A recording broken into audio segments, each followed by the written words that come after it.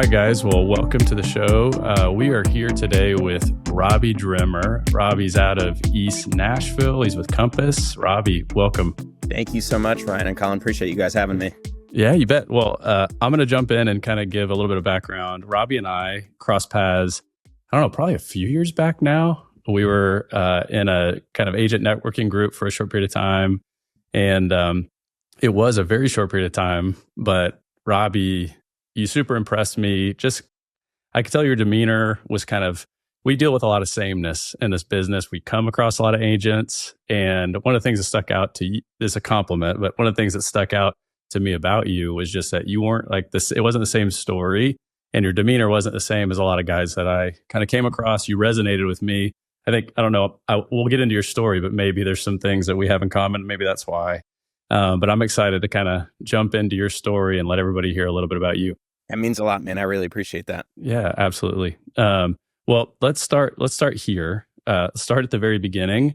We're going to do that. But before we do that, I have one question I think I told you that we were going to ask. We'll start out every episode like this. So if you do this business for any length of time, inevitably crazy things happen. And so I would like to ask, what is one super crazy story that's either happened in a transaction, with a client, with an agent? What is something that you can share from your history in this business that just was a little bit nutso? Yeah. I'll keep it somewhat PG today. I'm sure I have some stories for another time, but I think the story that is the most interesting for me, we went through obviously not only the pandemic starting in 2020, but East Nashville, where I focus my 99% of my business, had a massive tornado that devastated our neighborhood. Yeah, that's right. And like a couple weeks before the pandemic started, we had this just like back-to-back double whammy. And prior to that, by maybe a couple weeks, I was under contract on a listing of ours, kind of typical deal. Had the seller, got them under contract. Well, they were then buying another one of my personal listings. And then the seller of that property was then buying another one of my listings. And the seller of that house was buying another. So I had pretty much both sides on 3 or 4 deals, 6 or 8 kind of transactions that were just this domino effect. And the pandemic happened, the tornado happened, the last guy's house got hit by the tornado, and we had to keep all 8 deals moving because in order for that was the domino, right? Get out of here. Client B's house, client B had to buy client C's house, and it was a very stressful, probably 30 to 60 days. And we got all 8 of them across the finish line with a pandemic, with a tornado, with homes being devastated. And it's one of those things where, like, if there were other agents involved, maybe it would have been easier, maybe not. I'm a little bit control freak, so it felt good to be able to handle all sides of the transaction. But that was a crazy time, especially like I couldn't have one-on-one interaction. I couldn't go help out at that person's house. So well, and we all remember like when the pandemic hit, I think everybody was like, are we going to be able to like cash a paycheck this year? Period. Like that was a scary time period. Then you're dealing with a tornado too. How much damage did that house take? Oh, a lot, man. I mean, it was practically blown over, and we got this thing closed, like I said, maybe with a 30-day delay. So incredible. It was wild. And then, separate from that story, it's like the tornado happens and the pandemic at the same time hits this area. Again, I do about 150 deals a year within about a 2-mile radius of where I live, this area, East Nashville. Like 80% of the homes that would have sold got hit by tornadoes. So inventory then dropped like crazy, which to many would have, made us feel like the world was going to end. What happened was it created these multiple offer situations because we had little inventory, tons of buyers moving here from secondary for primary markets, and it was just kind of mayhem. Wow, that's incredible. And we'll get into this a little bit, but teaser, you do a lot with construction and renovation and all of that. Was that helpful to kind of navigating all of that, just having that knowledge? Yeah, I think so, man. I'm really fortunate. We've been renovating houses for a little over a decade, and so I have an amazing group of subs that I've been working with that I pretty much salary and exclusively do our renovations and flips. And I was able to, take them off my projects and put them on other people's projects who were as simple as a tree had fallen on someone's house. And, there were these tree companies that were price gouging you $20,000 to remove a tree. I bring my guys over there for a couple $100, trees incredible. And like just trying to help out the bless people. Yeah, bless people, help them out in a time where it's the most stressful moments of their life. Like whatever we could do to take a little bit of stress off their plate felt really good. Man, that's awesome. Well, let's rewind a bit. Let's talk about you and like the beginning of your story. How exactly did Robbie Drimmer get into real estate in the first place? It should have never happened is the honest answer. I was in finance in New York.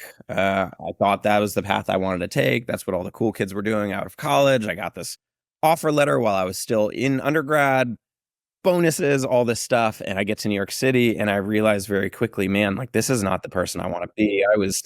Don't judge me because most of the people listening to this don't know me, but I was stiff arming grandmas to get seats on the train. I was just a miserable human being. And I realized very early, the first year in this finance career, that this is not for me. And fortunately enough, I won't say the name of the company, but it pretty much imploded.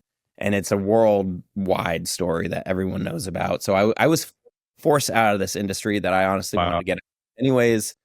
Took any remaining money I had saved up and moved to Southern California for 2 years, where I was a competitive sailor, and got into a relationship with a young woman who was moving to Nashville. Her family owned cowboy boot companies, and I moved there with her. Took the remaining money that I had and started buying properties, which in Nashville at the time were, $40,000, $50,000, $60,000. Yeah. Historic Victorians that were still renting for $1,500, $1,600, $1,800 a month, which I didn't good economics.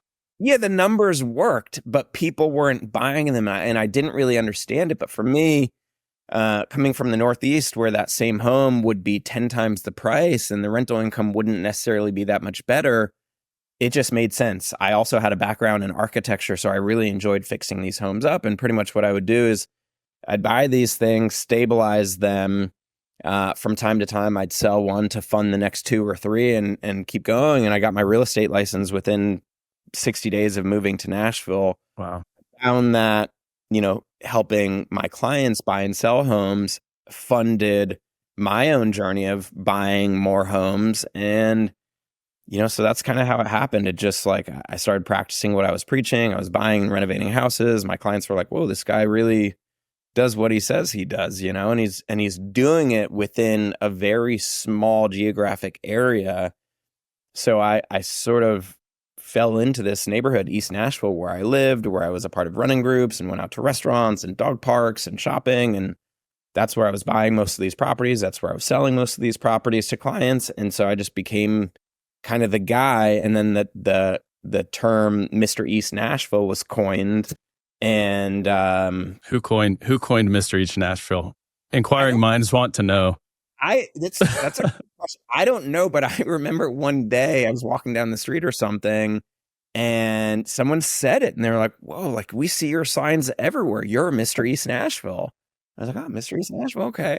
And then I got a billboard on Gallatin Road, and I became that guy, and I'm really incredibly grateful because, again, I live in the neighborhood where I do 140, 150 transactions a year. Makes my life a whole lot easier, far more efficient. I could sell 5 homes in an afternoon, whereas most agents, will drive from Nashville to Laverne to Franklin to Brentwood, which doesn't mean anything to you, but it's so all over the place, and it's not efficient for people's time. it became really easy and enjoyable. And it's also really easy to sell a home in a neighborhood that you love, right? Like Yeah. where you live and you frequent the restaurants and the music venues. People are like, yeah, like obviously I'm going to buy a house from this guy. Like he lives there. He loves it. You know, he's not just selling a house. Maybe it was this moment in time then, but like if you look back over the success of your career, was there a moment, a transaction that propelled you to where you are today? My first client, you know what I mean? I remember, you know, And what year was this? What year was this first client? 2009. Okay, 2009. I had bought these, you know, in small investment properties, but I was very quickly running out of money, and I got my real estate license, and an agent at Village Real Estate, where I was for 10 years before founding Compass, said, "Hey man, why don't you host this open house?" So I host this open house. This is within the first 5 days of getting my license. Host this open house, met these wonderful buyers that were there to look at the house. They ultimately didn't buy that, but they really liked me, and they said, "Look, Robbie, we need to sell our house. Will you help us list it?" And then ultimately purchase their new home. So within the first, 5 days, was under contract on, $1 million worth of real estate, 30 grand in commissions in the first week. Like, Yeah, and I you're knew like, this works. this. Yeah. It was just like, I'll do whatever it takes to stay in this industry for the rest of my life. This is amazing. I can't believe I get paid to do this. Like I get to hang out with different people every day, show them amazing homes, which I'm an architecture geek anyways, Yep. and get to do it in this neighborhood that I love. Like I'm still waiting for someone to be like, just kidding. Like you have to give us all this money back. But yeah, man, like that. The first 2 homes that I sold changed my life. Man, that's awesome. So it seems to me like you had these kind of paths that don't seem to make sense. It's like I went finance and I'm sailing and now I'm in real estate. And yet it seems in a lot of ways, I'm like, this competitiveness clearly is helpful, right? In some ways, the paths that we don't take help us because they help us figure out what we hate about that path. Speak to kind of how you, like, obviously looking back, 2020, hindsight's 2020, but looking back, how did all of that experience kind of help you to be good at what you do now? 2020 was mayhem, you know what I mean? But like I was already somewhat of a staple in the neighborhood. And I remember, this is crazy. I remember the day the tornado hit, I was sitting on my couch. It was about 6 o'clock in the morning. And I just went downstairs, made a pot of coffee, was sitting on the couch, hadn't even turned the news on, turned my phone on. And it's just like ding, ding, ding, ding, ding, ding, ding. And just as I was turning my phone on, someone knocked on the door. It was a colleague of mine that was like, "Dude, are you okay?" He had driven 30 minutes to East Nashville just to make sure I was alive. And it was then and there that I realized, holy cow, East Nashville had a massive tornado last night. I got in my car with the chainsaw, drove a mile down the road, couldn't even get to where I needed to, crawled through the woods and spent the next 2 weeks cutting trees off houses, hauling trash to the street, helping people. And I think just like being able to help people in the neighborhood that I live in, and people, see, man, like this guy, I'm sure this guy has his own shit that he's dealing with. We own dozens of rentals in the neighborhood. Trees had fallen on them. Wasn't a huge concern of mine. It was like trying to help as many people as I possibly could. So I think that was, that 2020 was a huge turn in my career where like I went from doing, a healthy amount of business to a tremendous amount of business because I even more so became known as the guy that was a staple in the community that wasn't just here to buy and sell houses, that was here to help, to be a part of the community. And so, the tornado and the pandemic, it's somewhat of a silver lining, man. It's kind of crazy to say, but I think it really helped solidify myself in the community and made me fall in love with East Nashville even more. See how many people were out just helping one another in a time where like it'd be very easy to be selfish when someone's home gets hit and they just want to focus on Like, Yeah. Well, and I think just personal opinion. I mean, I think a lot of people kind of drew back during that time. And you had two things happening. You had the tornado and the pandemic, but obviously just the pandemic itself, you said a lot of people like drew back and withdrew from relationships. It sounds like you took an opportunity to kind of press in and enter into the mess. And that was, I mean, kind of instrumental in your success. I doubled down, man.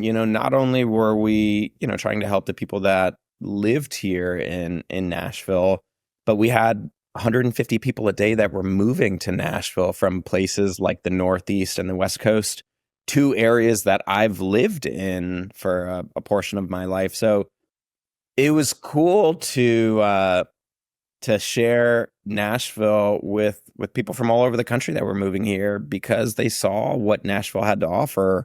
Southern hospitality, relatively low cost of living compared to the Northeast or the West Coast, mild winters, international airport, great restaurants, music venues, and we got That's an elevator pitch for Nashville right there. Come on. You've done that a few times. Yeah. It is true, man. It is true. It's just my day to day. Like, you guys need to come here and visit. We eat in amazing restaurants. We go see insane music for nothing. It's literally free music every single day. It's just like, I never thought I would have moved to Nashville. I moved here, like I was telling you, for this Southern woman. I'm a Yankee. I'm from the Northeast. Yeah.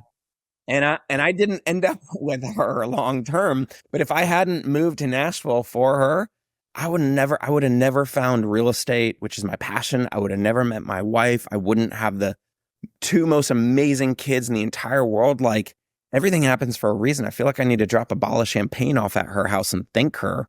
That's so good. Okay, I've got a curious question, and the reason I bring this up is because there's a lot of folks, a lot of agents over the years that I've talked to, especially new agents, and I benefit from doing business in an area that I grew up in, right? So like built-in network, I've got some very natural like avenues for relationship. You're a transplant, right?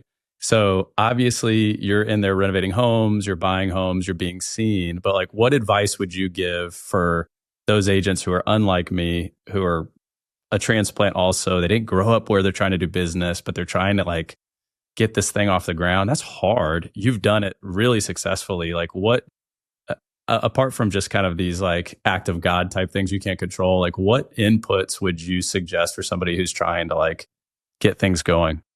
Yeah, man, it's so funny. I hear agents on a daily basis just being like, oh, the market's terrible. I don't have any buyers or sellers. And it's like, well, what are you doing to, drum up business? And, people are sitting at home watching Netflix. So like, one, business isn't going to come to you. Yeah. But I'd say the best piece of advice I could give you outside of just being out in the community is practice what you preach, right? Like, and put your clients first.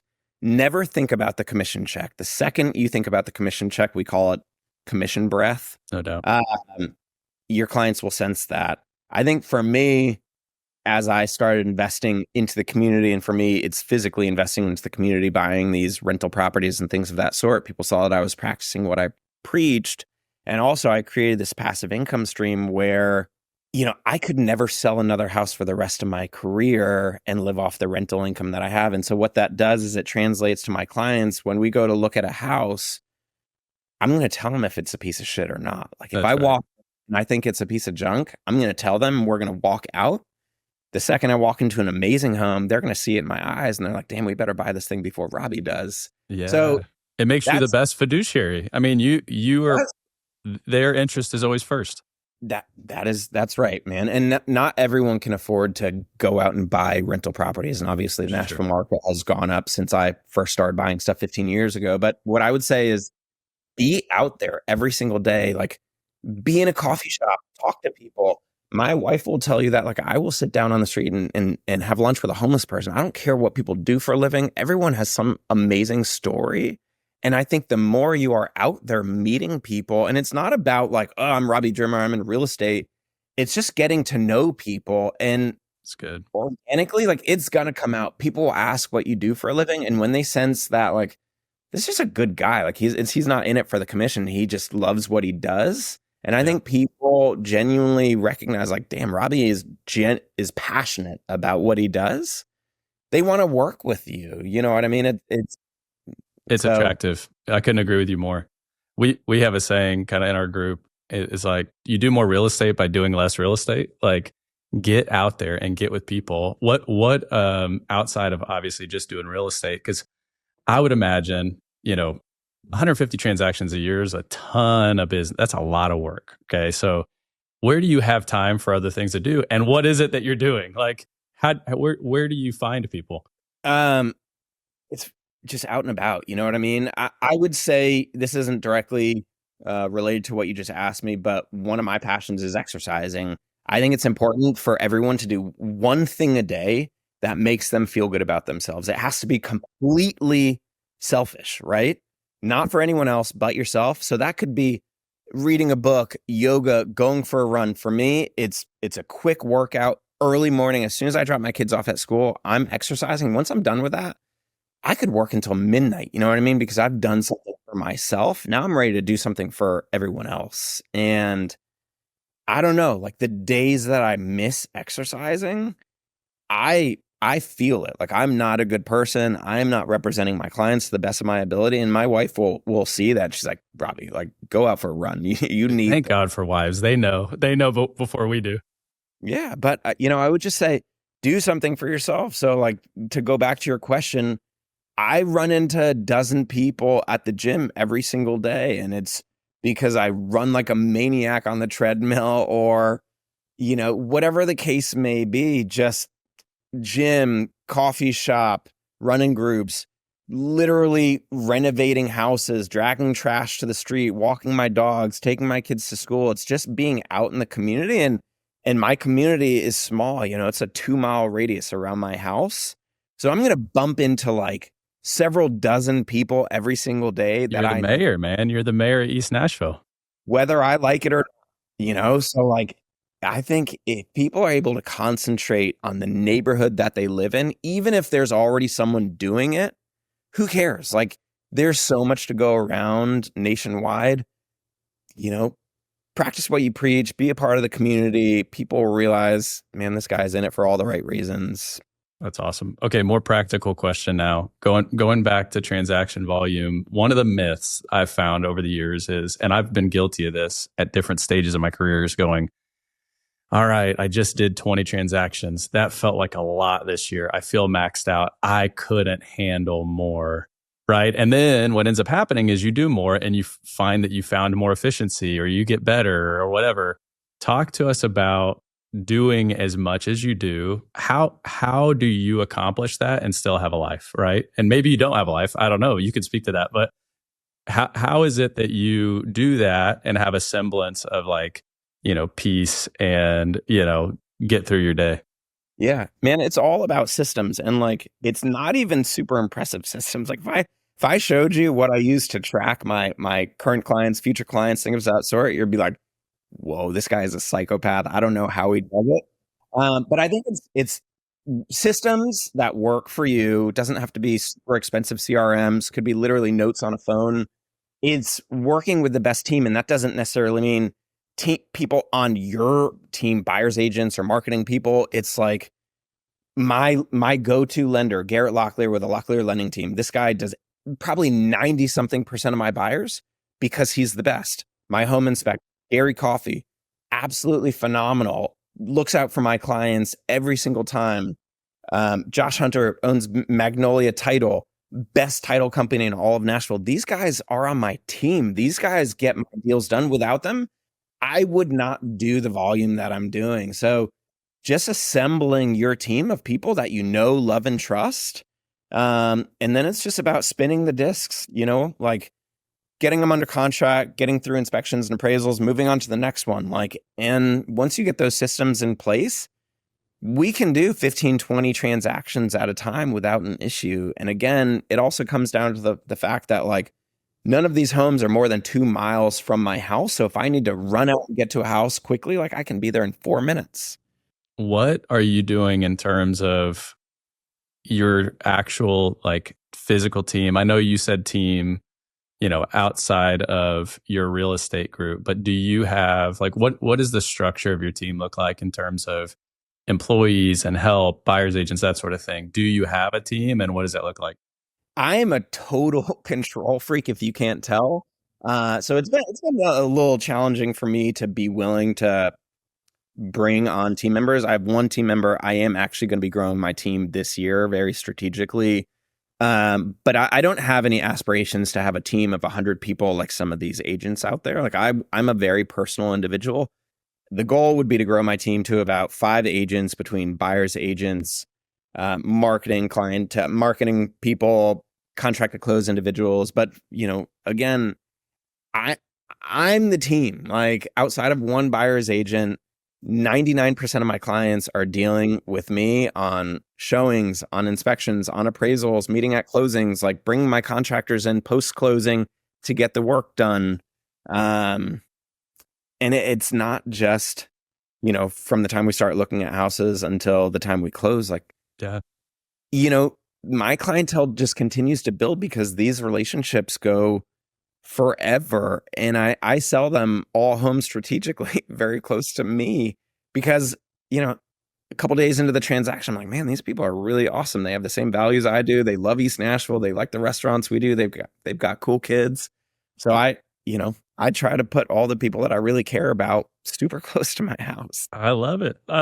So from one control freak to another who has also had a hard time delegating, what personal systems do you put in place to like sleep at night? You know what I mean? Like, because I know how much inbound I have, right? Like you set your phone down for an hour and you come back and you've got 30 text messages, right? Yeah.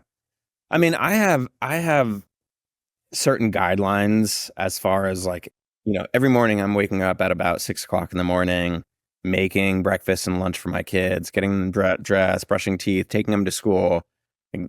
That I am not picking up my phone during that time. That is my time with my kids. They're at school by 8:00. 8:00 until about 5:30. I'm hustling. From 5:30 till about 6:30.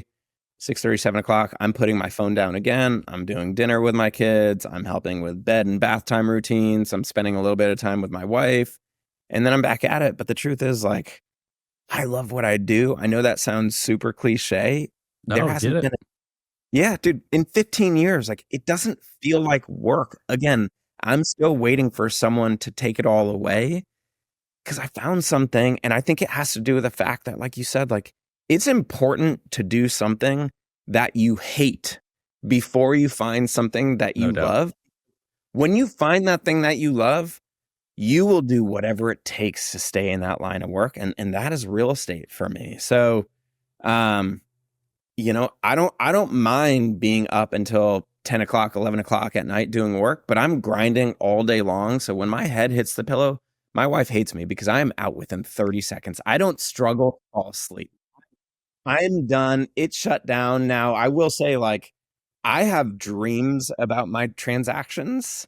No doubt. So yeah, for good or bad, like, I'm thinking about, man, did I price this thing right? Did we do the absolute best we possibly could to market this property?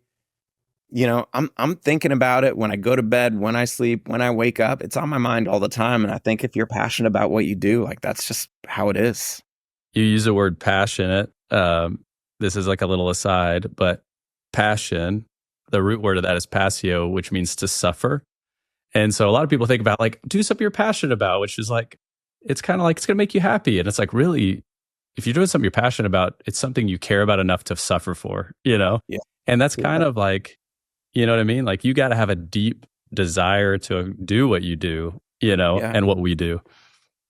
I didn't know that, man. Thank you for sharing. You're welcome. Because that genuinely makes sense. Like, I don't like to kill myself here, but like, I do beat myself up, and like, life is short, man. I want to operate at the highest level possible, doing everything that I do, whether it's like running 11 miles an hour on the treadmill, representing my clients to the best of my ability, devoting myself to my kids, even when I'm exhausted. Like, life is short. I don't want to look back 40, 50 years from now and feel like I left anything on the field. Like, this is it. You know what I mean?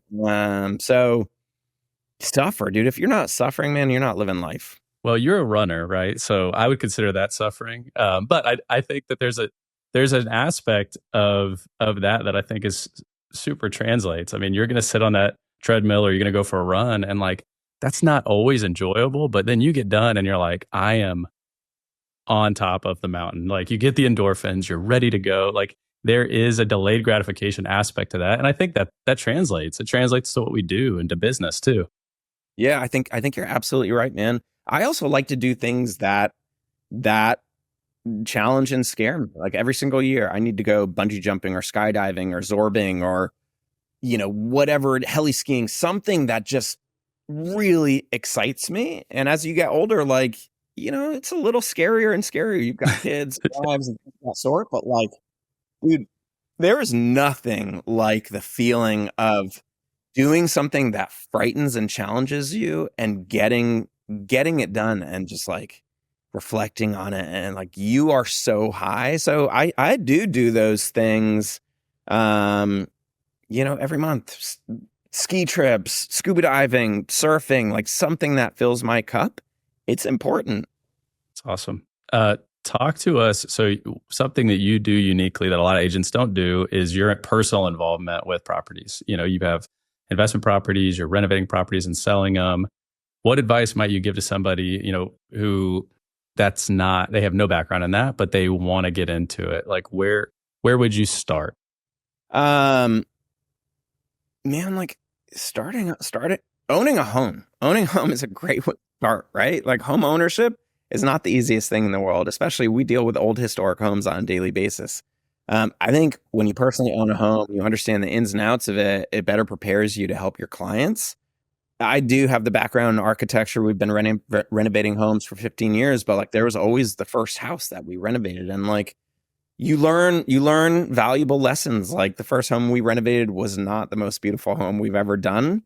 But you learn. And I think renovating homes has truly helped me add significant value to my clients, because not every single one of my clients can afford to buy their dream home, right? Like they may want that beautiful, shiny, gorgeous 4-bed, 3-bath, $1 million home, but their budget is $500,000, right? Well, I could sell them a $450,000 house and take $50,000 and bring my crew and say, hey, we're going to knock this wall down, rip out carpet, refinish hardwoods, countertops, privacy fence, like all the beautiful stuff. My guys do it probably for 30 cents on the dollar. And guess what? That $450,000 house that you just bought and put $50,000 into, I could turn around and sell it for $650,000, $700,000. I make almost every single one of my clients hundreds of thousands of dollars of equity. It's awesome. Like within a month or two of them buying it. So I think to answer your question, get out there, learn, start with painting, put privacy fences up, replace countertops. As you do it, you're going to learn what these things cost to do it. And then you'll be able to help your clients out when it's time for them to do it. That's so huge. I when I first got started in the business, I was super young. I was like 25, 24, 25. And nobody would let me sell a house. And so only flippers would let me sell houses for them because I would do it for nothing. But my deal to them was like, I'll sell it for cheap, but you got to let me on the job site. Like I had to come learn. And there's been nothing more invaluable than, like you said, it's like if you know your way around a house, even sitting in an inspection, it's like you can give them insight into like what is important, what's not important. Is this the end of the world? We can fix it. Here's who to talk to, and that added value is tremendous. Like you're creating wealth for these people, and what an amazing way to be able to say, this is the value of me as your agent, than to say like, look at my track record here.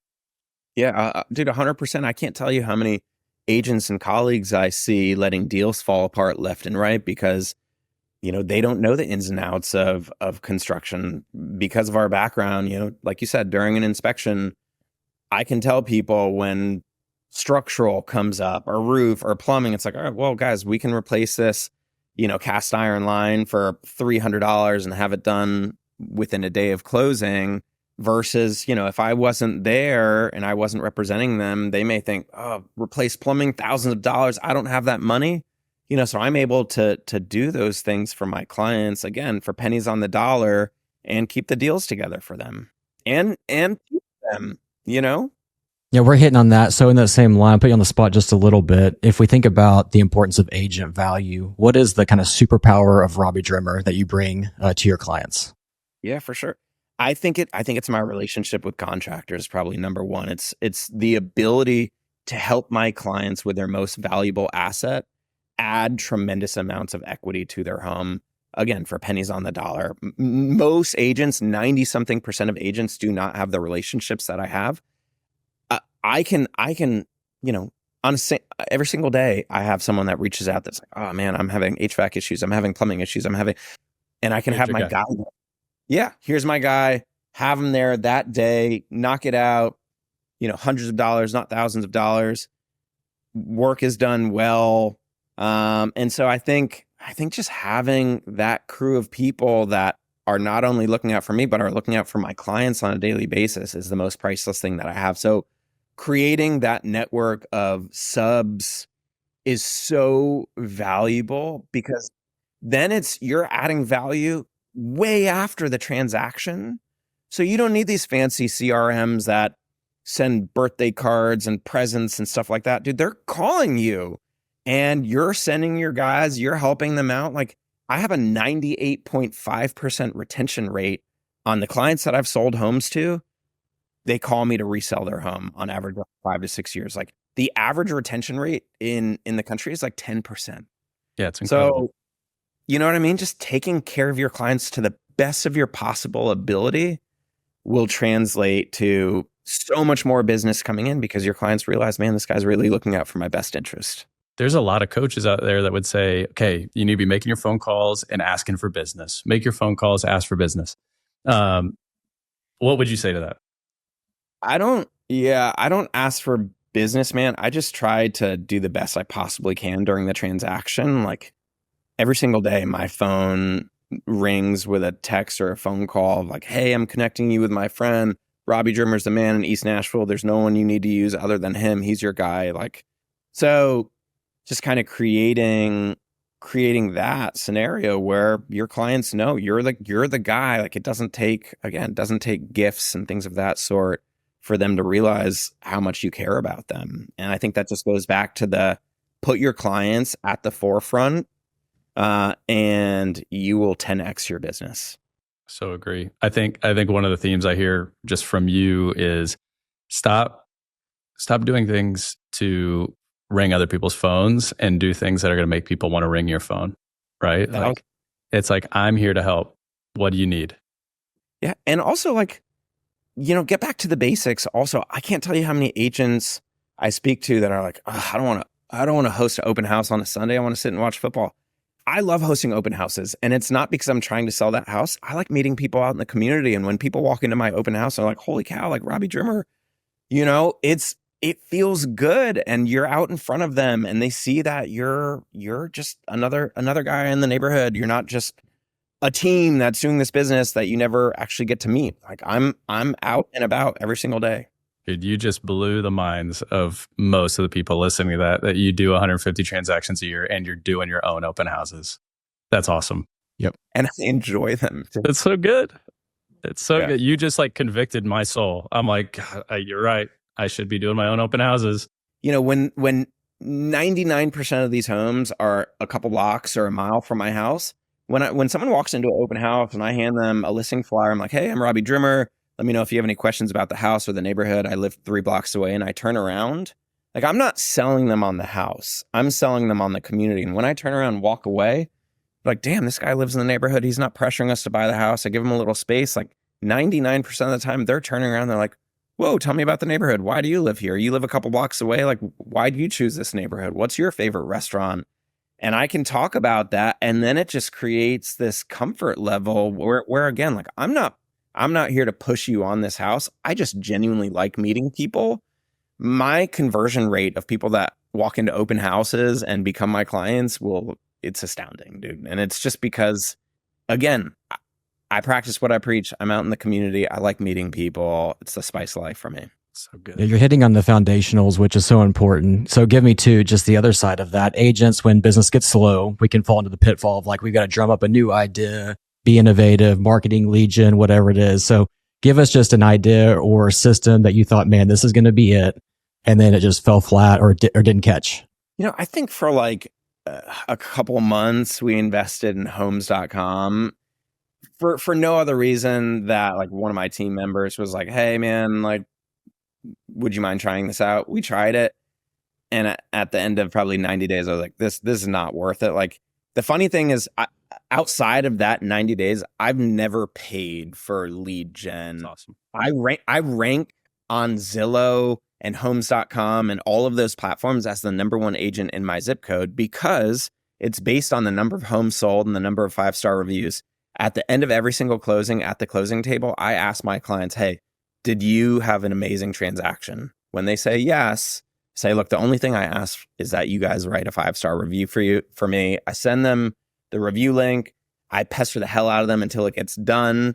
And again, strictly based on the number of homes sold, number of 5-star reviews, we rank as the number one team organically. So I don't need to pay hundreds of thousands of dollars a year to these companies. Free system. Yeah, I'm already up there. Free system. Free system. I love that. That's so good. Okay, we're gonna wrap up here pretty soon. When you have time, where do you look for inspiration outside of your business? Are you reading things? Are you listening to podcasts? Like, if you had to say like things that fire you up or kind of like light your fire or give you ideas or inspiration, where are you looking? Man, I like walking in homes. You know what I mean? I know that's a little bit of a cop out because that's what we do anyways on a daily basis. But like, I like walking in shitholes. Yeah. Because I see. Well, it's your art too, right? Like that's your art. I see the upside. I get to be creative. So I walk into these homes and take this, decrepit home into what used to be this beautiful historic Victorian or craftsman or bungalow. That really fills my cup. I learn on every single home that I renovate. Neighbors appreciate it because I take this fallen down, dangerous home and turn it into, sometimes the most beautiful home on the street. And I don't know, that really helps me on a daily basis just get better at my craft, help my clients, help the community. Like, that's probably number one for me. I'm not a big podcast person. I don't read a ton of real estate books. I'm a sucker for HGTV, all of them. Yeah. And I like traveling and checking out different architecture in different cities and parts of the U.S. and country outside of the U.S. And bring that stuff back to Nashville also. That's so good, man. Last thing, any tools that you use on a regular basis? You said systems. You said it might just be something simple on your phone. Like what's even if it's an unsung one, like what's your unsung tool that you're using every day? This is a no-brainer. Social media is totally free, right? Like every single one of my clients that I work with, if they're on social media, I'm following them, they're following me back. It's so easy to stay in front of those clients. And this isn't even me sending them messages about, are you guys interested in buying or selling a home? It's them seeing the renovations that we're doing. It's them seeing the homes that we're selling in the neighborhood. It's just staying in front of these people without having to nag them on a daily basis. So I think social media is one of those platforms that, one, is free. It, goes out to far more individuals than mailers do or CRM systems. I mean, I'm out in front of hundreds of thousands of people on a daily basis. So I think, social media, Instagram, Facebook, LinkedIn, those kind of systems are priceless free tools. Use them to your advantage. That's awesome. Are you on all of them? Do you have a platform of choice?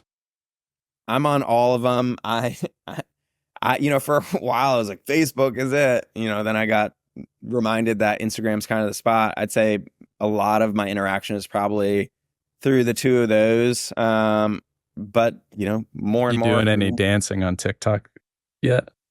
I'll dance if they want me to dance. I might have a couple videos. I'd like to see that. I mean, I like dancing, Yeah. Yeah. Robbie, where can people find you on social media? Yeah. Instagram at Mr. East Nashville, Facebook, Robbie Drimmer. Okay. And final question. If you could reach back in time, Robbie Drimmer, 2009, hadn't done a transaction yet, just got his real estate license. Is there any advice that you would give yourself from things that you know now? Oh man, I probably would have leveraged myself to the moon and bought every single home in East Nashville under $100,000. No doubt about it. I wouldn't even have to walk into it. I would have just bought it. Yep. Yep. And were you buying those cash? Sorry, follow-up question. Yeah, the vast majority of them I was. I don't love debt. Debt could be used to your advantage if you're smart about it. I would have probably leveraged myself up a little bit more and bought even more properties. I truly believe in my heart of hearts that East Nashville, averaging $350 a square foot can very easily make it to an average of $600 or $700 a square foot here in the next 5 to 6 years. So, I think I would have just bought everything that I set eyes on. That's awesome. That's great. Well, man, Robbie, thank you for being generous with your time, being generous with your story, coming on and introducing yourself to the world. And our ask of the audience now is, you are now aware of Robbie Drimmer. If you have anybody that you know moving to Nashville area, but specifically East Nashville, you got to reach out to Robbie. There's a referral in the making there. There's not a better person to connect with. So, Robbie, thanks. I really appreciate it. Please come visit. Stay at my house, man. It's been super enjoyable this morning. I appreciate you guys. Okay, we just had Robbie Drimmer on the show from Mr. East Nashville. Ryan, give me your thoughts just coming out of the interview with Robbie. Man, I'm challenged and encouraged. I think overall theme maybe coming out of that conversation is just simplicity. Like, don't overthink it. He is super, super focused on like walking the talk, providing value to the people that he's serving. Like, and I mean, he's created a really like small farm community of people that he serves, which has made him really efficient. Not everybody has the ability to do that based on where they live.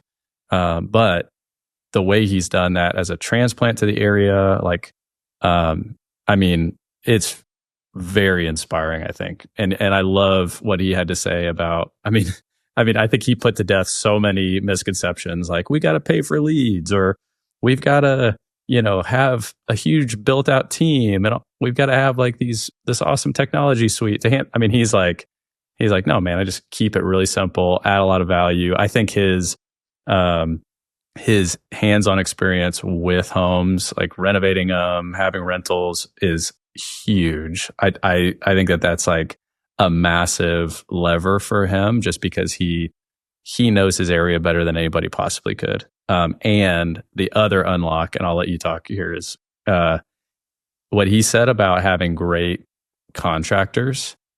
I have found that to be so true too. Like that is a huge thing, to be able to go, hey, here's my AC guy, here's my painter. Gosh, if I could just introduce the world to my painter, Juan, this is me personally, Juan has done more to cement my relationships with clients, right? Like he's fantastic at what he does. He's reasonably priced, and you know what I mean? It's like he does that at scale. I think that's awesome.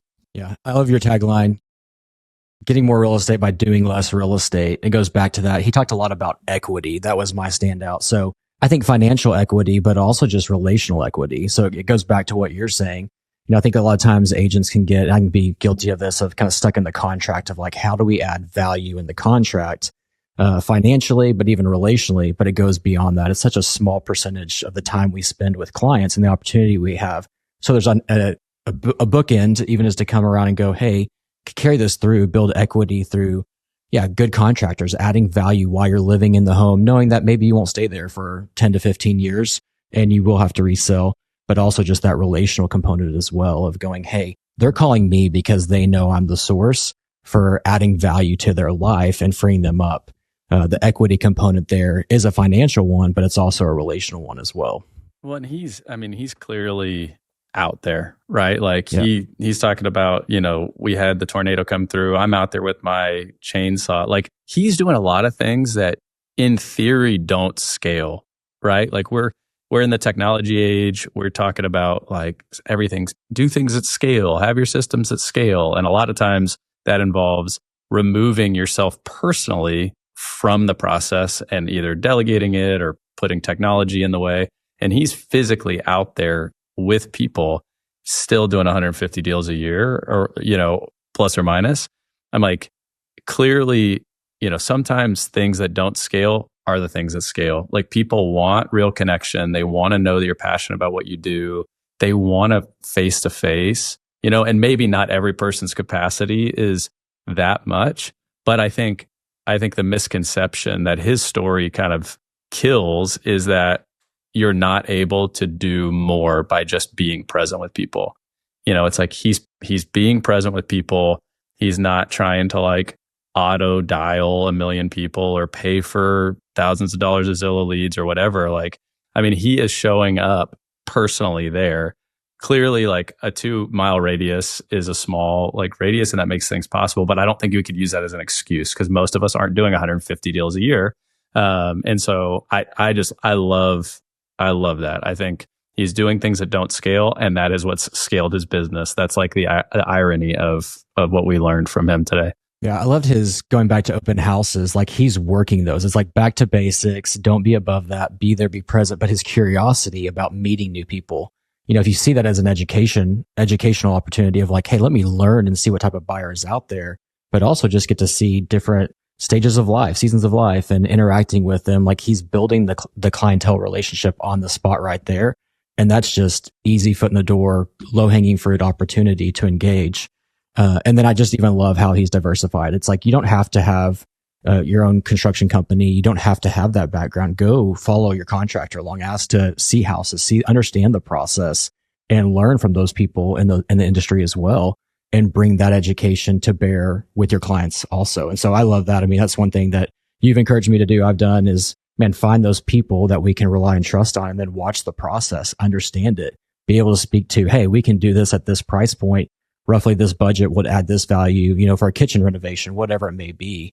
And having those relationships and education, that's free training, free on the job training that you get to just extend the value that much more for your clients in the future. Yeah, it's just added value that most other agents either don't want to or aren't going to be willing to take the time to do, kind of get their hands dirty and hang out with contractors. Like those guys are awesome. And they are such they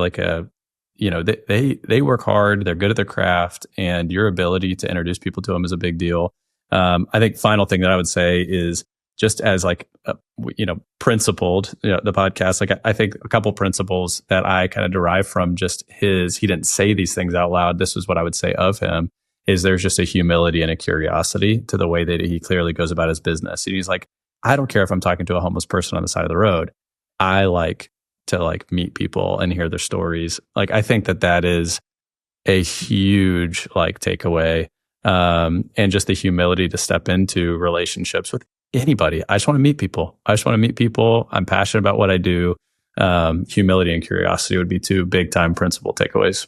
Yeah, on the professional side for me, I picked up on how he talked about not walking into any house thinking about the commission check, right? It's like our fiduciary responsibilities to the client. And so when I can walk in eyes wide open and think, what is the best value situation for my client and how do I get them there? Or do I walk in and maybe they think it's a beautiful house and we go, hey, there's just way too much going on here. Or, hey, I know the history of this home. We have a lot of questions, or saying no and walking away. It's not about that. It's not about me, but to be able to put the client first, again, humility, not operating out of desperation, and walking in truly with the best value, insights, desire for your client is number 1, hands down every time. So good. So good. Robbie Drimmer, you're the man.